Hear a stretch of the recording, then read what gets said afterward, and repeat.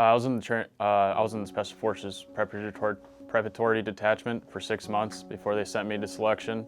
They knew probably roughly 2 months, a month out, that I was ready to be sent. So they just let me know, then start preparing, start gathering gear, and mentally preparing is a big thing for me anyways. We actually meet at Fort Bragg, and they take us out to a separate location called Camp McCall. And once you get out there, no cell phones. They take that right when you get on the bus. Show up, wait for the bus or the truck with all your gear to show up, download that, and then they just start receiving orders then. You gotta run everywhere once you're there, which is a pain. It's a lot loose gravel. Yeah, day zero, you're ready to go. To accomplish this much, it feels great. I mean, I'm gonna stay humble, it's great, but I'm not satisfied. I want to get the beret. I know I'm gonna do everything I can in my power to achieve that goal. To mentally prepare for Special Forces, whether it be just a training weekend or be selection itself, I really put it through my head of the worst possible scenario and just kind of how I'll overcome it. So I'll think like, all right, day one, I got really bad blisters that are already bleeding. It's been raining, like it's not gonna stop. It's storming, but the mission still has to go on. Along those lines is what I'll kind of mentally put through my head and be like, you're not gonna quit.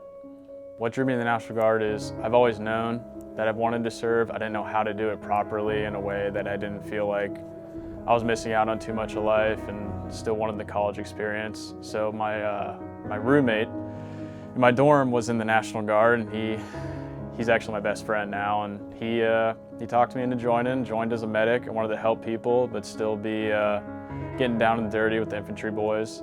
So that's why I went medic route. For Special Forces, I wanted to work with the best.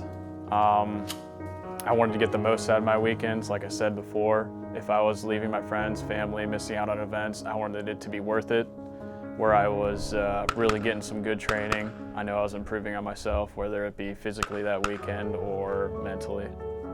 I do love the challenge of Special Forces. I'm a very competitive person by nature. To become an 18 Delta, because of how long it is, it's going to take a lot of sacrifice, determination, discipline, a lot of studying. That's by far probably the biggest thing, is just staying disciplined in my books, even on the weekend. So going through the 18 Delta route pipeline, it's going to be a lot more educational intensive and mental, where we have to learn how to do chest tubes, crike people, learn how to deliver babies, how to run a full code if someone's in cardiac arrest, what drugs to push, basically run a clinic. It's almost every Army medical MOS shoved into one. And on top of it all, we have to learn a whole nother language as well. What I'm most excited for my upcoming training is probably small unit tactics. Just as a medic, not really doing too much with weapons, and that's one thing I'm looking forward to, is how to properly shoot a weapon and clear some rooms. There was probably one specific moment I can remember. It was my first drill, the Special Forces Preparatory Detachment, 19th.